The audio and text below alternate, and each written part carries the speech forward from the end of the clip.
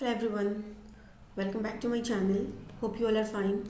So in our last video हमने पढ़ा था मेटाबोलाइट्स के बारे में. अपने लास्ट वीडियो में हम लोगों ने डिस्कस किया था about metabolites means the primary and the secondary metabolites both. उसमें जो इम्पॉर्टेंट चीज़ें थी नीड से related that I had already told you कि क्या क्या इंपॉर्टेंट है. ठीक है, आज की क्लास में हम पढ़ेंगे एंजाइम्स के बारे में कि एंजाइम्स क्या होते हैं और एंजाइम्स की फंक्शनिंग के बारे में. Okay, so let us start. अगर मैं एंजाइम की बात करूं तो आपको ये डायग्राम दिख रहा होगा. ओके, ये आप अगर विजुअलाइज करेंगे, मैंने आपको प्रोटीन भी ऑलरेडी से पढ़ा रखा है.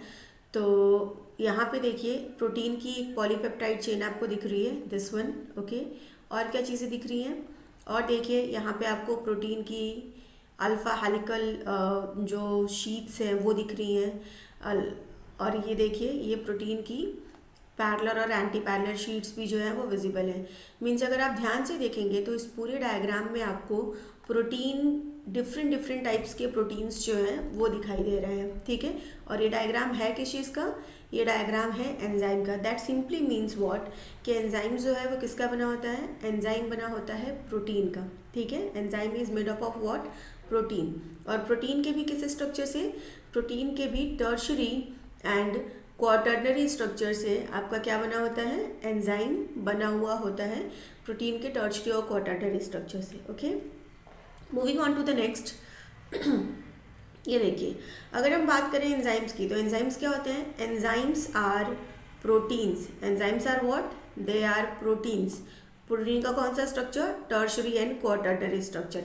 मैंने आपको जब प्रोटीन पढ़ाया था उसके डिफरेंट स्ट्रक्चर के बारे में, तो मैंने आपको ये वाला जो डायग्राम है ये दिखाया था. मैं आपको वीडियो लिंक कर दूंगी, आप एक बार देख लीजिएगा फिर से. देखिए ये प्रोटीन का प्राइमरी चेन स्ट्रक्चर है. इसमें कॉइलिंग हुई तो अल्फ़ा हेलिक्स शीट बना, फिर इस तरीके से अरेंज हुआ तो बीटा पैरेलल और एंटी पैरेलल शीट्स बने. इसके बाद ये प्रोटीन का टर्शरी स्ट्रक्चर है एंड ये प्रोटीन का क्वाटर्नरी स्ट्रक्चर है. तो प्रोटीन जब इस स्ट्रक्चर में, टर्शरी स्ट्रक्चर में और क्वाटर्नरी स्ट्रक्चर में होगा तो किसकी तरह फंक्शन करेगा? तो ही वो फंक्शनल एंजाइम की तरह फंक्शन करेगा. वैसे भी हमने प्रोटीन में डिस्कस किया था कि अगर प्रोटीन को फंक्शनल होना है तो उसको टर्शरी या क्वाटर्नरी स्ट्रक्चर में जाना ही पड़ेगा. ओके, तो यही बात है, एंजाइम्स तो फंक्शनल है, ह्यूमन बॉडी के अंदर प्रेजेंट है. तो ये कैसे होते हैं? टर्शरी और क्वाटर्नरी स्ट्रक्चर में प्रेजेंट होते हैं. ठीक है, moving on to the next.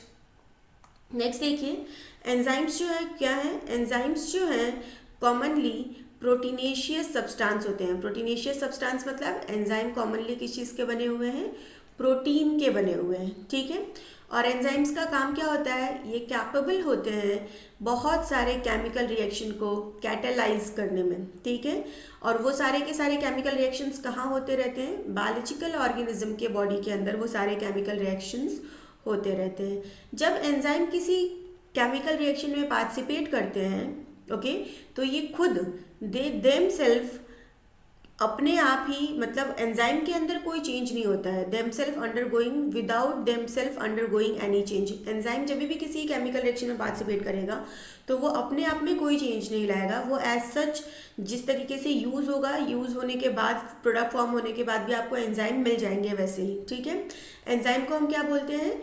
Bio catalyst भी बोलते हैं. Enzymes are what? They are biocatalyst. मतलब बायोलॉजिकल ऑर्गेनिज्म के बॉडी के अंदर वो कैटलिस्ट की तरह वर्क करते हैं और बहुत सारे मेटाबॉलिक रिएक्शंस को रन करते हैं. ठीक है, एंजाइम्स जो होते हैं सिंथेसाइज किए जाते हैं लिविंग सेल्स के द्वारा.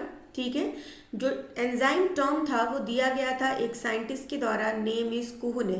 कुहने ने 1878 में एंजाइम टर्म जो है वो बताया था. ठीक है, एंजाइम की डिस्कवरी किसने की थी?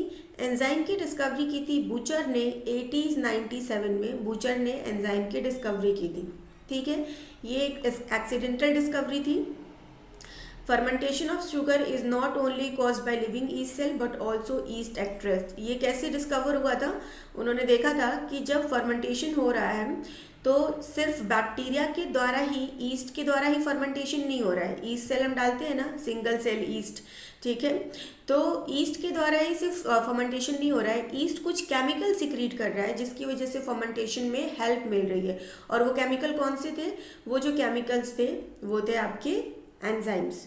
ठीक है, जो कि क्या कर रहे थे, आपके फर्मेंटेशन में पार्टिसिपेट कर रहे थे। तो ये जो था ना एंजाइम, इसकी डिस्कवरी एक्सीडेंटल थी, बुचर ने की थी 1897 में। ठीक है, moving on to the next. अगर हम नेक्स्ट बात करें बायोलॉजिकल इम्पोर्टेंस की, तो जो बायोलॉजिकल इम्पोर्टेंस इनका यही है कि जो भी प्रोटीन्स होते हैं वो क्या करते हैं, हमारे बॉडी के अंदर बहुत सारे थाउजेंड्स ऑफ केमिकल रिएक्शंस जो हैं वो हमारी बॉडी के अंदर होते हैं। ठीक है, और इस केमिकल रिएक्शन को मेडिएट कौन कराता है, एंजाइम्स इन केमिकल रिएक्शंस को मेडिएट करते हैं।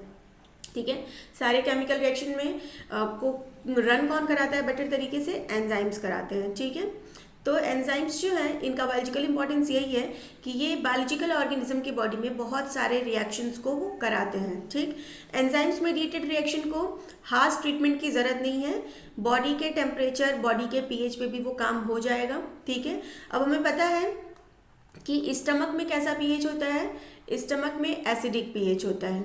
ठीक है, और इंटेस्टाइन की अगर हम बात करें तो इंटेस्टाइन में कैसा पीएच होता है, बेसिक पीएच होता है।